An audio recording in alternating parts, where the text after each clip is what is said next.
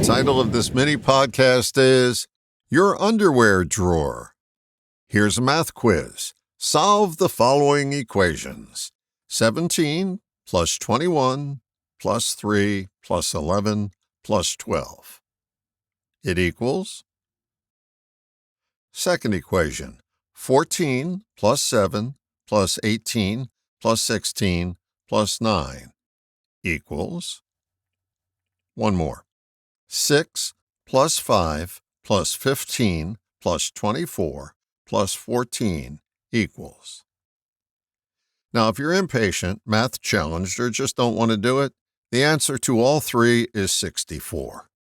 Many people claim they're making changes in their lives by substituting different numbers in an equation that always adds up to the same result. It's what I affectionately call rearranging the underwear drawer. In this endeavor, nothing really ever gets changed, just moved around. Here's the mindset that prevents people from changing. I'm willing to change if I don't have to change this. More on this in a bit. Change is non-negotiable. It's either do or don't do. We keep attempting to manipulate that reality to fit our unwillingness to follow the rule. Your exception to the rule, your this, if you will, is the self-imposed roadblock to change. The sad truth I see is that people who don't change don't think they have to. It's the hidden agenda of hubris that we know better than anyone else, and the laws of the universe don't apply to us. It's pure delusion and mental illness of the highest order. Let me repeat this. People who don't change don't think they have to. They keep moving numbers in and out of the equation, which gives the appearance of effort, but they're careful enough to manipulate the math, so it always adds up to the same number. Most often, until their number is up. They talk a great game, and they always disappoint.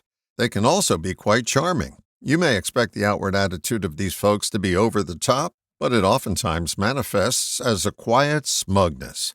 They believe they're keeping it under wraps, but it's written on their forehead in magic marker for anyone who's willing to pay attention.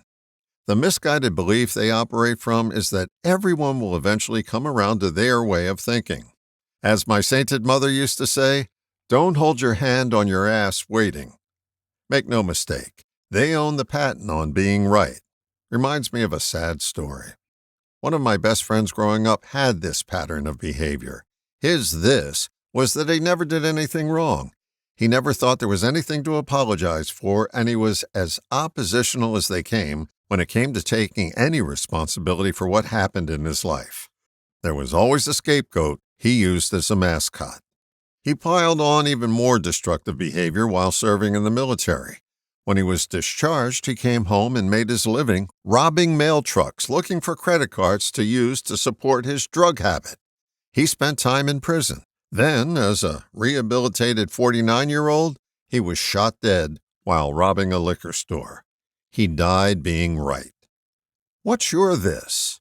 It has to change if you're going to change. It's like the Grasshopper said a long time ago.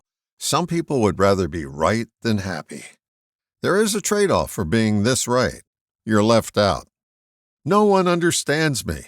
Yes, they do. You just never listen to them because you know better. It's a pathetic place to live, but you may as well buy furniture because you're not moving anytime soon. Not until this becomes that. You can continue to tinker with the math, but it'll never add up to a workable answer until you outgrow your this.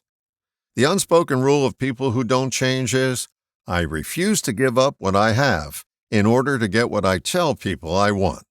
The hardest thing to change is something you don't think needs changing. Or in the words of author Julia Cameron, nothing dies harder than a bad idea. Dogs don't recognize themselves in the mirror, and neither do humans who continue to rearrange and dodge change. All the best, John.